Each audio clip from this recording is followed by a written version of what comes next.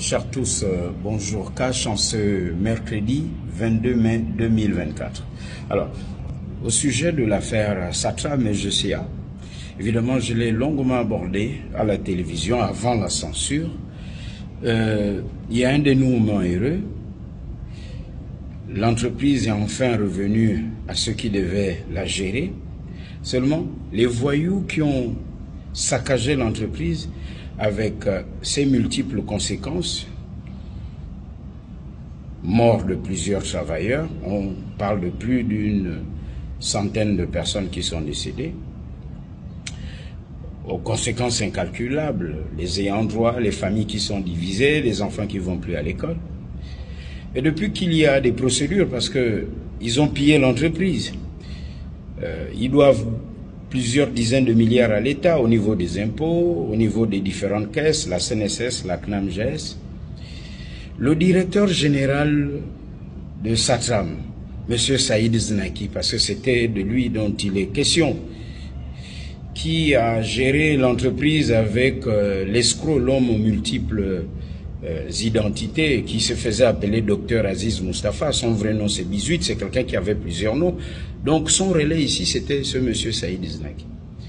Depuis que enfin la justice a dit le droit, ce directeur général de Satram, qui avait plusieurs salaires, et je vais vous montrer comment il pillait l'entreprise et avait des salaires permanents, plusieurs dizaines de millions, pendant que les travailleurs, ceux qui faisaient vraiment le boulot, tiraient le diable par la queue. Eh bien, ce directeur général de Satram, alors qu'il a une interdiction de sortir du pays, il était inculpé pour abus de biens sociaux, laissé en liberté provisoire, une liberté provisoire qui a mis plusieurs années. On savait que ceux qui sont tombés au pouvoir, ils avaient des relais certainement à la chancellerie, au ministère de la Justice, au palais du bord de mer à l'époque, avec ceux qui sont en prison en ce moment. Et bien entendu, c'est un euphémisme de dire qu'ils avaient nos tribunaux à leur cause, ou à sa cause. Peut-être pour ne pas dire dans sa poche. Parce que sinon, comment expliquer que la célérité qu'on fait sur certains dossiers, on ne la faisait pas pour ce cas. Donc ce monsieur est introuvable. D'aucuns disent qu'il est certainement dans une ambassade.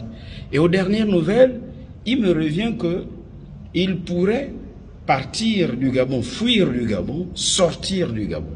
Donc si l'ancien directeur général de Satram qui a fui, qui est là caché, sort du Gabon sans qu'on ait mis la main sur lui alors qu'il a mis en faillite une entreprise et son entreprise sous sa gestion doit plusieurs dizaines de milliards à l'État gabonais, notamment au fisc, ça veut dire qu'il faut craindre avec les vieilles pratiques dans la maison justice gabonaise et il faut plusieurs conseils de ministres au Gabon en cette période de transition pour nettoyer les écuries au niveau de nos juridictions.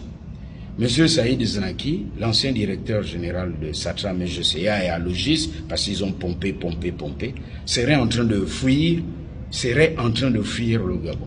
Ce ne serait pas étonnant qu'on entende qu'il est parti du Gabon, parce qu'il se cache. S'il ne se reproche de rien, pourquoi se cache-t-il?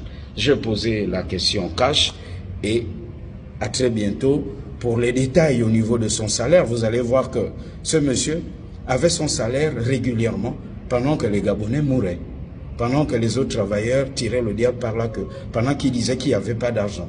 Il avait le salaire de GCA Satram et aussi à Logis. Et vous allez voir que le Gabon était très bien pillé. Il pille le Gabon, il fuit le Gabon. S'il fuit du Gabon, ça veut dire qu'il y a des gens qui doivent répondre et qu'il a des complices dans l'appareil judiciaire. Et ça, ce n'est pas du tout cash. À très bientôt et beaucoup de courage aux travailleurs de Satram, enfin restaurés. Ils ont connu leur 30 août, disons-le ainsi, cash.